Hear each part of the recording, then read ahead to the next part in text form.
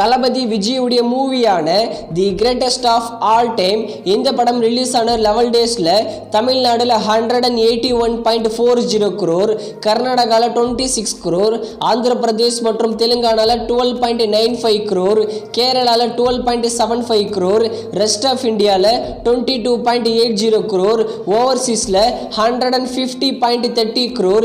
இந்த கோட் படம் ரிலீஸ் ஆன 11 டேஸில் 406.20 crore கிராஸ் பண்ணிருக்கு. தளபதிக்கு லியோ படத்துக்கு அப்புறம் இந்த கோட் படம் 400 கோடியை கிராஸ் பண்ணிருக்கு. ஃபைனலா கோட் படம் எவ்வளோ கலெக்ட் பண்ண போகுதுன்னு வெயிட் பண்ணி பார்க்கலாம்.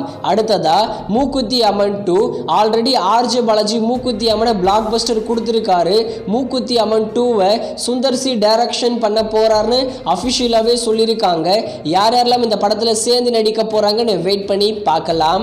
அடுத்ததா வேட்டையன் டிஜி ஞானவேல் டைரக்ஷன்ல நம்ம சூப்பர் ஸ்டார் ரஜினிகாந்த், அமிதாப் பச்சன், ஃபஹத் ஃபாசில், ராணா டகுபதி, துஷாரா விஜயன் இவங்கெல்லாம் சேர்ந்து நடிக்கிற படம். இந்த வேட்டையன் படத்தோட கிராண்டான ஆடியோ லான்ச்சை வர செப்டம்பர் 20ஆம் தேதி லான்ச் பண்ண போறோம்னு அஃபிஷியலாகவே சொல்லியிருக்காங்க. நேரு ஸ்டேடியம்ல தான் இந்த வேட்டையன் படத்தோட ஆடியோ லான்ச் நடக்க போகுது. இந்த வேட்டையன் படத்தோட ட்ரெய்லரை ஆடியோ லான்ச்சில் நம்ம எக்ஸ்பெக்ட் பண்ணலாம். இந்த படத்தை வர அக்டோபர் 10ஆம் தேதி தியேட்டர்ஸ்ல ரிலீஸ் பண்றாங்க. அடுத்ததா டிமாண்டி காலனி 2 அஜய் ஞானமுத்து டைரக்ஷன்ல நம்ம அருள்நிதி மற்றும் பிரியா பவானி சங்கர் சேர்ந்து நடிச்சிருக்கிற படம் 55 கோடி மேல கலெக்ஷன் பண்ணி பிளாக் பஸ்டர் ஹிட் ஆகிருக்கு.